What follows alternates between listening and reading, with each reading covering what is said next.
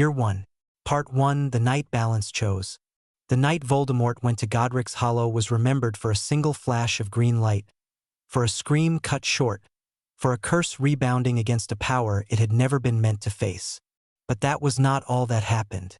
When the killing curse struck James Potter and tore through the cottage, when Lily Potter stood between her son and death and love rewrote the rules of magic itself, something else unfolded. Quietly, almost politely, as though magic were correcting a long-standing imbalance. The curse rebounded. The Dark Lord's body shattered, and a second wave of power unfurled outward, invisible and soundless, racing along lines of fate no spell diagram had ever charted. It did not burn. It did not destroy. It searched, across miles of countryside, past wards and sleeping villages, past places of grief and places of joy. The wave moved with intent. It brushed against lives and passed them by, tested, weighed, rejected, until, far from the ruined cottage, in a place no Death Eater had thought to watch, it found what it was looking for. A child cried out, not in pain, not in fear, in recognition. Magic, ancient and impartial, paused, then anchored itself. Years earlier, Sybil Trelawney's voice had risen in a dusty room of the Hog's Head Inn, words tumbling out of her that she would never remember. The one with the power to vanquish the Dark Lord approaches, born as the 7th month dies. Most believed the prophecy singular, linear, neat. Albus Dumbledore would later learn how wrong that assumption had been. Prophecy, like magic itself, did not always choose only one path. Fractured. One thread wrapped itself around a child marked by the Dark Lord, a boy who would bear a scar and survive where none should have. The other bound itself to a second child, unmarked, unnoticed, yet no less entwined. Where Harry Potter would carry Voldemort's scar, Hayden Hartbridge would carry his echo. And the balance of the wizarding world shifted, ever so slightly, on the axis of that night. 11 years of watching eyes. Hayden Hartbridge grew up knowing, without ever being told, that something about him did not fit neatly into the world around him. Magic bent for him long before he learned its name. He did not wave sticks or mutter words as a toddler. He wanted something to happen, and sometimes it simply did. A toy rolled closer when he reached for it. A cupboard door swung open when frustration tightened in his chest. Once, when he was angry enough to cry, a glass shattered without being touched. People remembered. That was the difference. Adults frowned when odd things happened near Hayden. They exchanged looks. They spoke in lowered voices after he left the room. No one laughed it off the way they did with Harry Potter's childhood accidents. There was no convenient forgetting, no easy dismissal. Animals reacted first. Dogs whined and kept their distance, or followed him with unsettling devotion. Cats froze, eyes unblinking, as though watching something layered atop him. Birds took flight when he passed beneath them, wings beating too fast. And Hayden dreamed. He dreamed of places he had never seen. Vast halls lined with broken statues, a towering stone castle wrapped in storm clouds, firelight reflecting off scales that did not belong to any ordinary snake. Sometimes, in the dreams, he felt watched. Not hunted, not threatened, simply noticed. Far away, behind half-moon spectacles, Albus Dumbledore noticed too. He delayed the Hogwarts letter as long as he dared. Harry Potter was protected by sacrifice, by love so complete it burned itself into magic. Hayden Hartbridge was protected by something far rarer. Balance. The letter that knew its time. The letter arrived when it should. No misplaced deliveries. No panicked explanations. A large, pale owl landed silently nearby and regarded Hayden with unsettling intelligence. It did not rush. It did not flap or fidget. It simply watched him, amber eyes reflecting something deeper than curiosity. When it released the parchment, Hayden felt warmth seep into his fingertips. The ink shifted subtly under his gaze, as if adjusting itself to him. Dear Mr. Hartbridge, we are pleased to inform you that you have been accepted at Hogwarts School of Witchcraft and Wizardry. Near the bottom, one line stood apart, written by a hand Hayden somehow recognized without ever having seen it. You are asked to arrive with an open mind and an open will. A. Dumbledore. The owl lingered a moment longer, then took off, disappearing into the sky as though its task had always been inevitable. Diagon Alley and the wand that answered. Ollivander smelled of dust and age and secrets that did not care whether they were uncovered. The moment Hayden stepped inside, the air changed. Wands trembled in their boxes. A low, collective hum rippled through the shelves. Ollivander's pale eyes sharpened, his genial smile nowhere to be found. "Curious," he murmured, circling Hayden slowly. "Very curious indeed." Wand after wand failed. Sparks fizzled, lights flickered, shelves rattled ominously, until one wand leapt from its place as if thrown. The moment Hayden caught it, the shop reacted. Glass sang. Dust spiraled upward, forming half-shapes and sigils before collapsing again. A surge of power rolled outward, not violent but commanding, like a tide asserting itself. Ollivander went still. "This wand," he whispered, almost reverently, "will not tolerate weakness, but it will not tolerate cruelty either." Outside the shop, a boy with messy black hair and bright green eyes felt something tug sharply in his chest. Harry Potter looked up, unsettled, sensing a presence he could not yet name. The bond began before either of them understood it. Parallel paths. On the Hogwarts Express, Hayden felt the pull immediately. He didn't know Harry yet, didn't know his name, but he knew where he was. As Hayden passed a compartment, Harry's scar burned faintly, just enough to make him wince. Ron Weasley grew inexplicably nervous. Hermione Granger looked up from her book, curiosity flaring. Hayden chose a seat nearby. Not with them, not away. Parallel paths running close enough to feel. Deep beneath Hogwarts, something old and watchful shifted, sensing two forces where there had once only been one. The sorting that hesitated. The great hall breathed magic. Candles floated beneath a storm-lit ceiling. Whispers rippled as Hayden entered. Not recognition, not fame, but the instinctive awareness that something unusual had crossed the threshold. Dumbledore met Hayden's gaze. For a fraction of a second, relief crossed the headmaster's face. Then concern. When the sorting hat slipped over Hayden's head, it did not speak immediately. It listened.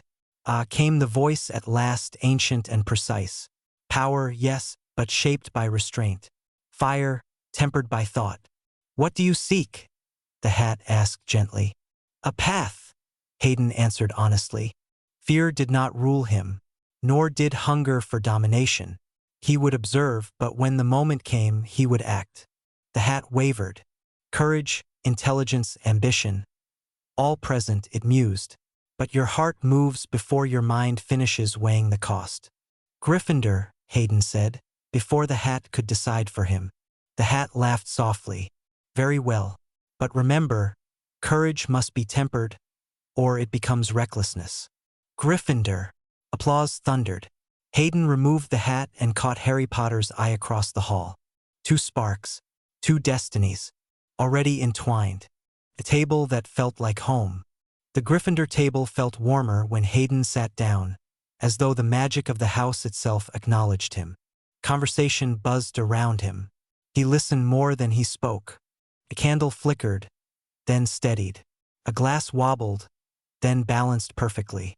Subtle things, almost unnoticeable. Almost. Harry noticed. Hermione noticed. Ron felt it without understanding why. And somewhere, high at the staff table, Dumbledore watched the pieces fall into place, knowing that the balance the world had gained that night would soon be tested. Because destiny, once awakened, never stayed quiet for long. Part 2: The Shape of Power. Hogwarts did not sleep easily when Hayden Hartbridge arrived. The castle had known powerful students before, brilliant ones, reckless ones, even dangerous ones, but Hayden was something different. His magic did not strain against the walls or flare unpredictably. It settled like a weight redistributing itself through ancient stone. The first night, the staircases shifted less than usual. The suits of armor stood straighter. Even the ghosts lingered longer in the corridors near Gryffindor Tower, watching with curiosity rather than mischief. Hayden felt none of this consciously.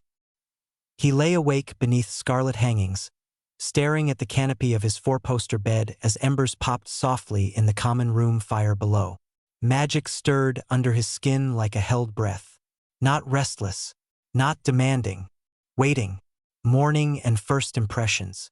The next morning broke clear and cold, sunlight spilling through the tall windows of the great hall as first years shuffled in, still half awake and smelling faintly of last night's feast. Hayden moved quietly, observing. Harry Potter sat nearby, hunched slightly over his plate as if still unsure he belonged.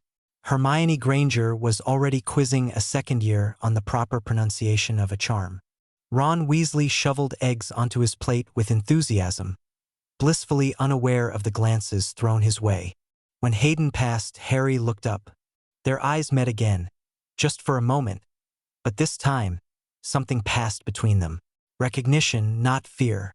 A silent acknowledgement that whatever strangeness surrounded one of them did not exclude the other. Ron frowned faintly as Hayden took a seat further down the table. "Do you feel weird?"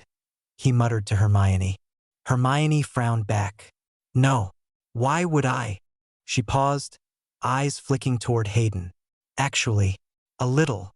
Hayden pretended not to notice. Charms, intent made visible. Professor Flitwick's classroom buzzed with excitement and nerves as first years took their seats. "Today," Flitwick announced, hopping onto his stack of books, "we begin with the levitation charm, Wingardium Leviosa." Hayden listened carefully, not to the words but to the shape of the magic beneath them. When his turn came, he raised his wand. He did not force the spell. He did not strain. He intended. The quills rose together, smooth and precise, aligning themselves into a perfect arc in the air. No wobble, no hesitation. The classroom went quiet. Flitwick blinked, adjusted his glasses. "Most impressive, Mr. Hartbridge," he said slowly. "Your wand seems unusually receptive. But remember, precision without discipline can become carelessness." Hayden nodded, already lowering the quills gently back to the desk. Across the room, Hermione stared openly now, scribbling notes furiously. Harry smiled, something like relief in his expression, as though Hayden's success somehow eased a pressure he hadn't known how to name. Transfiguration and the edge of control. Transfiguration was harder, not because Hayden lacked ability, but because the magic demanded restraint. When Professor McGonagall instructed them to transform rats into goblets, Hayden felt the spell snap into place almost instantly. Too easily. He hesitated, then acted carefully. The rat shimmered, reshaping itself into a small bronze statue instead of a full goblet. Clean, stable, controlled. McGonagall paused beside his desk, lips thinning thoughtfully. "Exceptional control for a first year," she said quietly. "But remember this, Mr. Hartbridge. Power that answers too readily must be guided, or it will begin to lead you instead." Her gaze lingered, sharp and searching. Hayden met it evenly. He understood the warning. Potions and suspicion. Severus Snape noticed Hayden the moment he walked in. "Hartbridge," Snape said coldly. "Front. Sit." Hayden complied without comment. His potion brewed cleanly, smoothly, its color brighter than expected. Not explosive, not unstable, simply refined. Snape's lip curled faintly. "Curious," he muttered. "Magic that enhances without instruction." His eyes flicked briefly toward Harry Potter, then back to Hayden. "Very curious indeed." The sky answers back. Flying lessons changed everything. The moment Hayden mounted his broom, something clicked. The wood vibrated faintly beneath his palms, responding before he kicked off. Balance came naturally, effortlessly, as if gravity itself had agreed to negotiate. He rose smoothly into the air, weaving instinctively around wobbling classmates. A sharp turn here, clean dive there.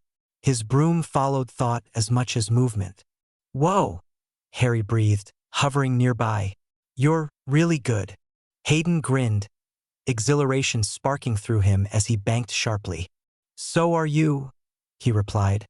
watching Harry's reflexes snap into focus the moment danger loomed. Madame Hooch's whistle shrilled. Enough! But it was too late. Oliver Wood was already watching.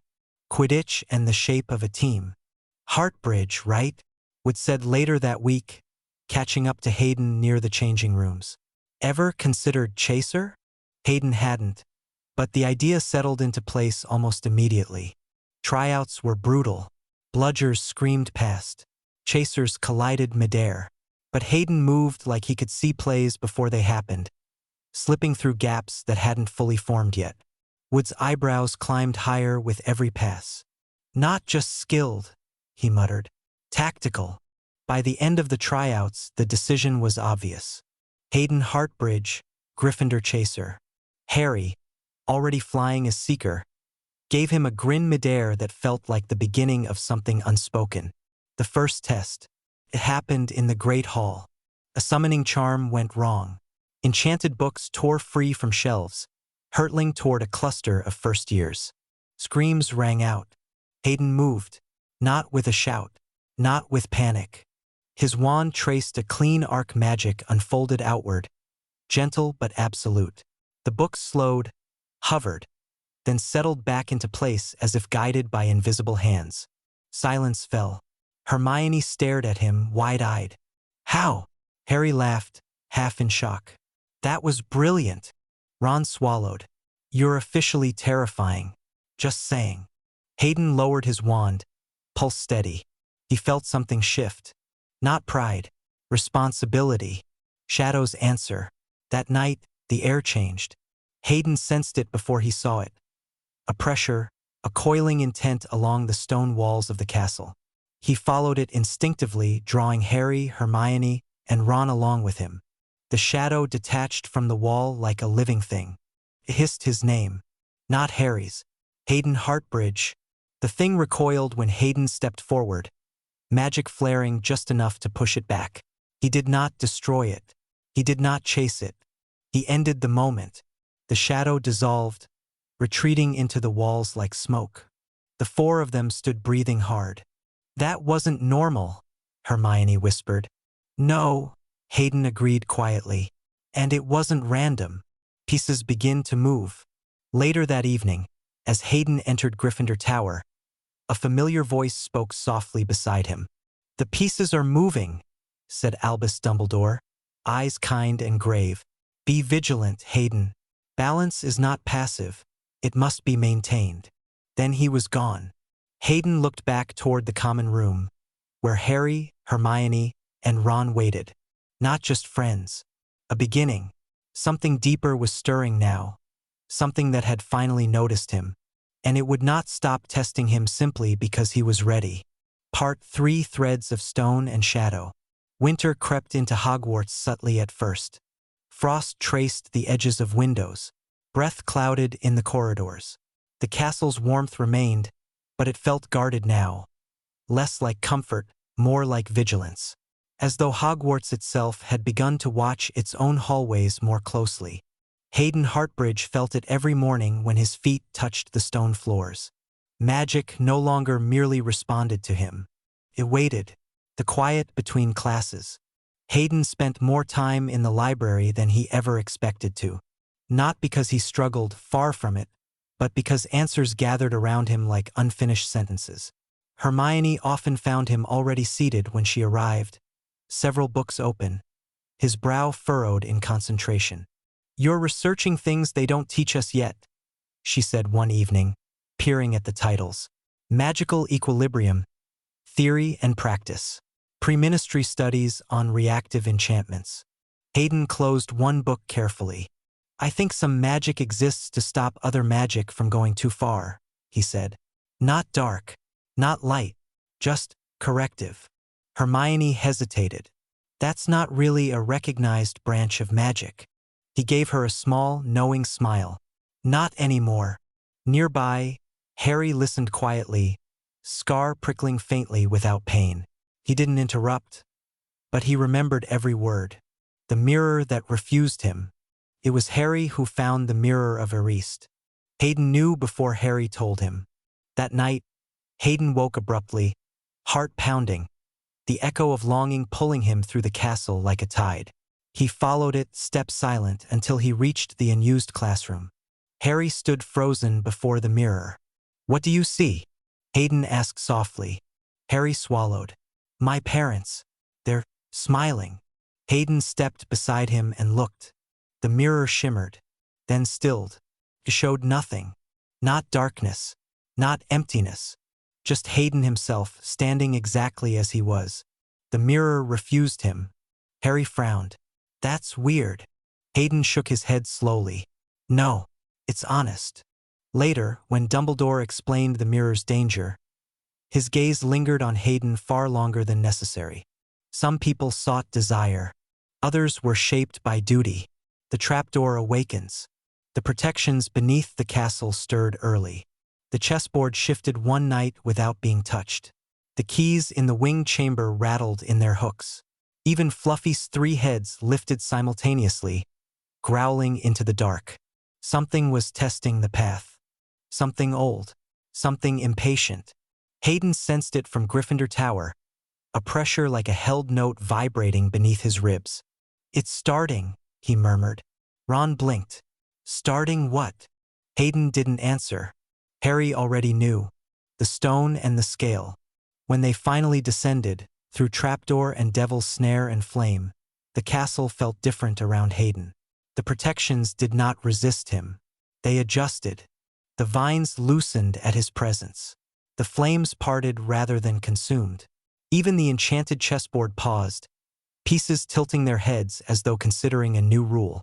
Ron still played and sacrificed because courage demanded it. But the board allowed it. At the final chamber, Professor Quirrell stood waiting. And behind him, something colder. "You," Quirrell whispered when he saw Hayden. "You weren't meant to be here." Hayden stepped forward, wand steady. "Neither were you." The presence behind Quirrell recoiled. Not from Harry, but from Hayden's intent. Not hatred. Not fear. Correction. "Kill him," the voice hissed. "Kill the other one." Hayden felt the command strike magic itself and fail. "No," he said simply. The word carried weight. Harry moved then, instinct guiding him. The stone burned Quirrell's hands. Voldemort screamed. But it was Hayden who watched the spirit tear free, rage and confusion spiraling together. Fled, not defeated. Denied. Aftermath and understanding. In the hospital wing, Dumbledore spoke gently. "Some magic exists to counter excess," the headmaster said. "You are not a weapon, Hayden. You are a measure." Hayden absorbed that quietly. Harry turned toward him. "So what does that make us?" Hayden smiled faintly. "Aligned. Not the same. Not opposite. Parallel. The name in the dark. Far away, in a forest that whispered of decay and rebirth, a formless thing screamed Hayden's name. Not in hatred, in recognition. The balance had revealed itself. And next time it would not test gently. Part 4 Balance acknowledged. Spring arrived at Hogwarts reluctantly. Snow lingered in the shadows of the towers, and the Black Lake remained dark and unreadable, as though it, too, were considering what had been set in motion beneath the castle. Life continued. Classes, Quidditch matches, homework and laughter. But something fundamental had changed. The castle knew it, and so did Hayden Hartbridge. After the stone. The days following the confrontation beneath the trapdoor felt strangely quiet, like the pause after thunder before the echo finishes rolling through the hills. Classes resumed as though nothing had happened. But the professors watched more closely now. McGonagall's gaze lingered on Hayden during Transfiguration, her questions more probing, her praise measured but unmistakably deliberate. Flitwick adjusted lesson plans subtly, adding layers of theory far beyond first-year expectations, layers Hayden absorbed with unsettling ease. Snape watched him like a variable he had not yet decided how to classify. And Dumbledore watched him like a truth that could no longer be postponed. The weight of being seen. Harry found Hayden on the astronomy tower one evening, long after curfew, the sky clear and sharp with stars. "You feel it too, don't you?" Harry said quietly, leaning against the stone. Hayden nodded. "The difference." Harry frowned. People look at me like I'm important, like I'm a symbol. And they look at me like I'm a question, Hayden replied. Harry glanced sideways. Does that bother you? Hayden considered the stars. No. Questions mean there's still a choice. Harry smiled faintly. I like that. For a moment, they stood in silence.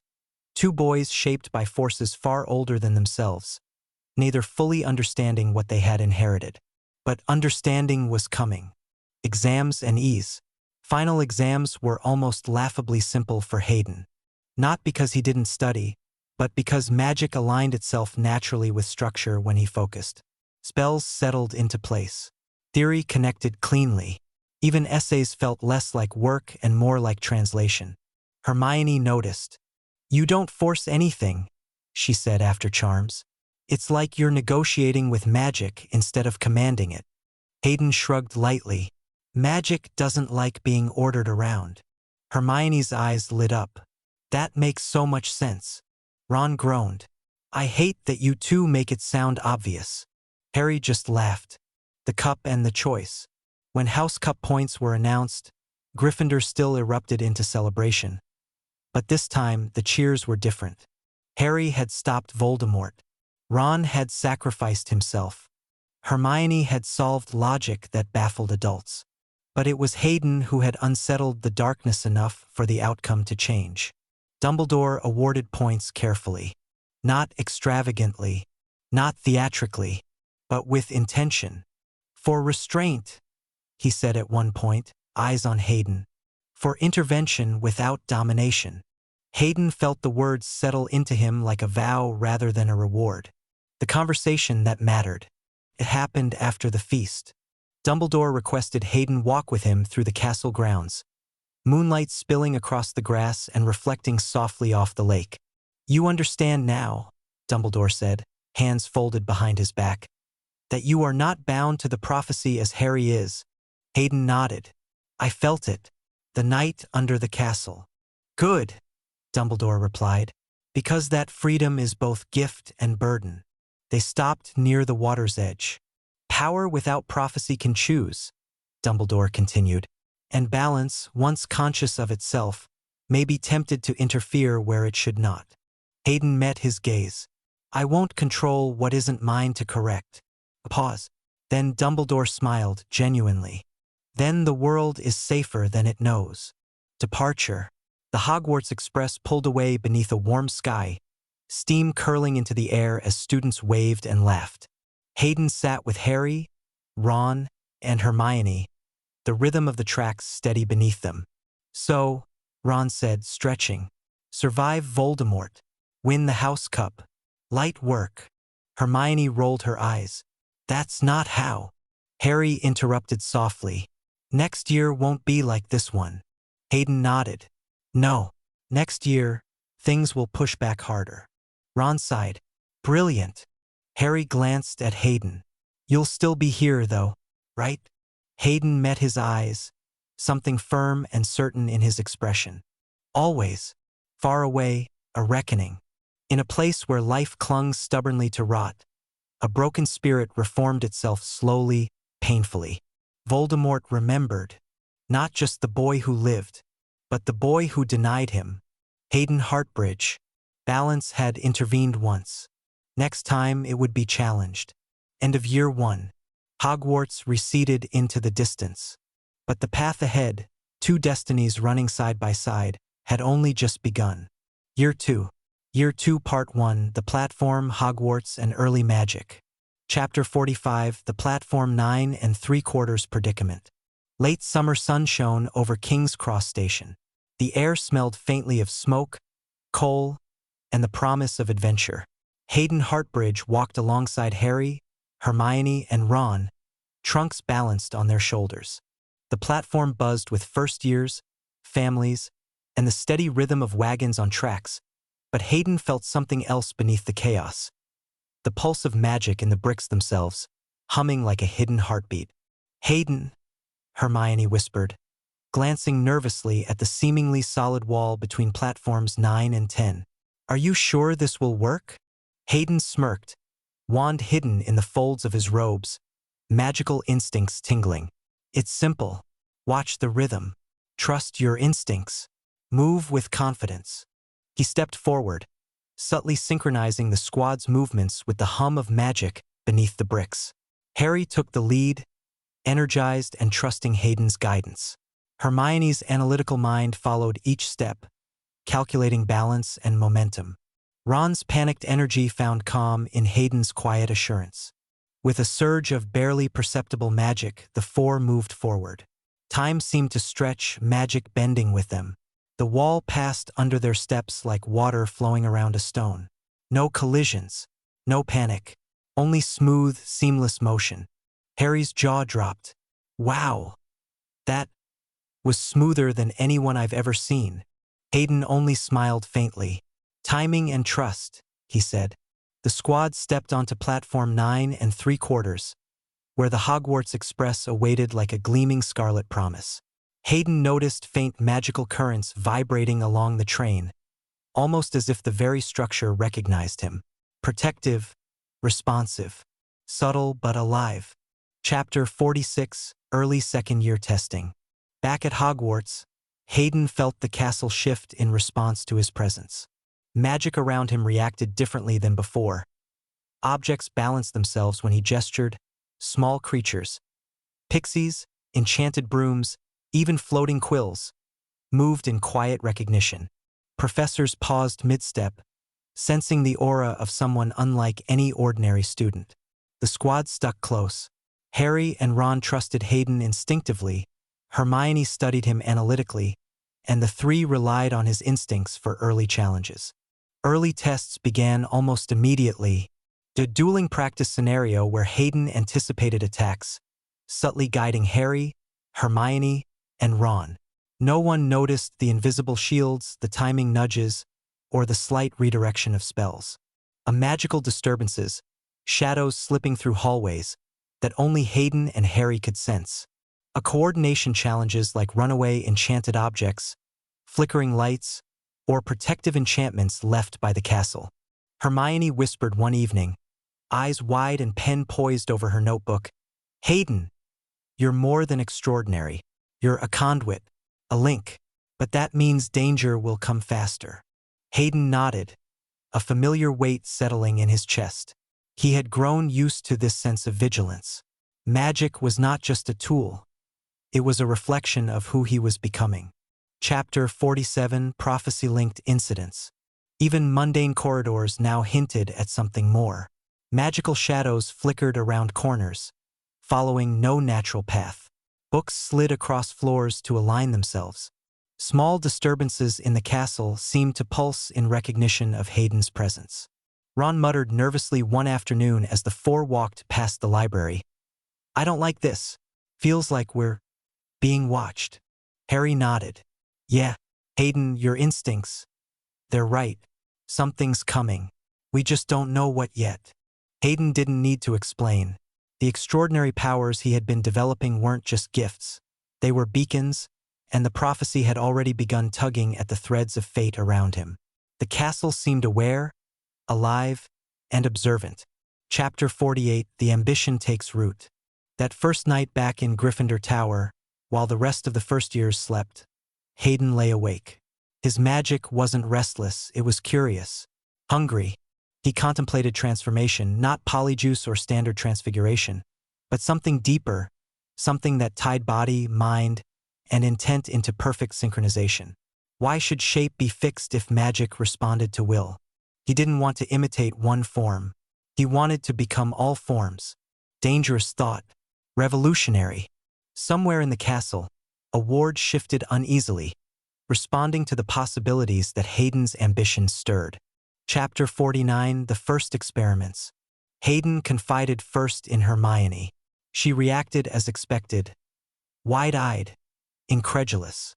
"Hayden, Animagus transformation is regulated, dangerous, and takes years, which means it hasn't been approached the right way yet," Hayden finished calmly.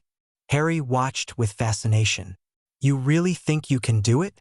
"Not yet," Hayden said, eyes bright. "But I know where to start." Ron muttered in awe. "Brilliant. Our best mate wants to become everything. They didn't stop him. They trusted him. Chapter 50, Listening to the Body. Hayden's method was different. He didn't force the shape. He listened. Every night he meditated, slowing his heartbeat, a mapping magic through muscle and bone, feeling intention ripple before motion. He didn't change at first, but subtle signs emerged. His shadow flickered wrong. A breath occasionally synced with something inhuman.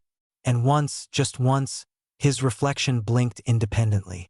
Hermione's notebook grew thick with observations, labeled in bold letters, Hartbridge, do not share. Year 2, Part 2. The chamber stirs and first shifts. Chapter 51, The Voice in the Walls. It began with a whisper, faint, almost imperceptible. Harry first noticed it, the sibilant hiss echoing through the stone corridors. Hayden felt it before anyone else, a pressure sliding along the walls, a shifting intent that was neither alive nor entirely spirit. It's hunting, Hayden said quietly one night, crouched in an abandoned corridor. Hermione paled. How do you know? Because it's not random, Hayden explained. It senses fear, and it avoids me not out of fear but recognition. The whispering continued, threading through the castle like smoke, unseen but palpably alive. The presence was ancient, hungry, attuned to magic beyond ordinary spells. Chapter 52, First Partial Shift, Unintentional. Panic rippled through Hogwarts as the first attacks occurred. Students screamed, doors slammed, and the echoes of a giant serpent filled the walls. Hayden retreated to an empty classroom, focusing on meditation, trying to ground his expanding magical senses. And then it happened. Not violently, not suddenly, but naturally. His fingers elongated slightly, joints softened, nails sharpened. Hayden gasped, staggering as his body flickered in ways he had never felt before. In that instant, he was almost something else, something primal, fluid, and unfamiliar. Hermione's eyes widened. Harry stepped closer, astonished. Ron whispered, incredulous, "Mate, you almost weren't human." Hayden steadied himself. "No, I almost was something else," he said. "Something older than wands, older than this school. This magic wasn't taught. It wasn't known. It predated even the oldest spells in the library." Chapter 53, Why the Basilisk Matters. As the mystery of the chamber deepened, Hayden's understanding of the basilisk crystallized. It wasn't just a creature. It was form perfected, purpose embodied in flesh. The predator carried no conflict between thought and action, intention and body. That was why it didn't target him. He realized he wasn't prey. He wasn't yet complete. He was unfinished. Hayden's fascination wasn't fear, it was study. Every flicker of the serpent's movement, every silent step, spoke to the mastery of intent over form, a mastery he was beginning to explore within himself. Chapter 54, The Squad in the Chamber Timeline. Canon unfolded as expected. Ginny was taken. The chamber opened. Harry would face the basilisk. But Hayden's presence subtly altered how the squad navigated events, using instincts and early control over partial transformation. Hayden sensed vibrations in stone and floorboards, anticipating where the creature might strike. Subtle shifts in his posture and magic drew the basilisk's attention at key moments, giving Harry microseconds of advantage. He slipped through spaces too narrow for ordinary humans, tracking movement without sight. He did not fight the basilisk. That moment belonged to Harry. Hayden's interventions were silent, unseen, yet life-saving. A half-second of distraction. A ripple of magic. Enough. No one noticed, except the castle itself, which hummed in approval. Chapter 55, After the Chamber. Dumbledore observed Hayden with careful, measured scrutiny. "You walk a rare path, Mr. Hartbridge," he said softly, eyes reflecting both pride and caution. "I don't seek domination," Hayden replied. "I seek understanding." Dumbledore smiled faintly, but the concern never left his eyes. He had seen brilliance before, and he had seen it twisted. Hayden's path was unique, and dangerous in its subtlety. Chapter 56: The Path Ahead. By the end of the second year, Hayden could induce partial transformations: fingers, eyes, breath, balance. His magic adapted faster than his body, responding to instinct rather than deliberate control. He was learning restraint, the most dangerous and essential lesson of all. Harry believed in him. Hermione theorized alongside him. Ron feared and followed him anyway. Deep down, Hayden knew one truth. By the end of year 3, he would no longer be limited to a single form. He would become something the wizarding world had never seen. Not a weapon, not a monster, but a master of self. The story only picks up from here.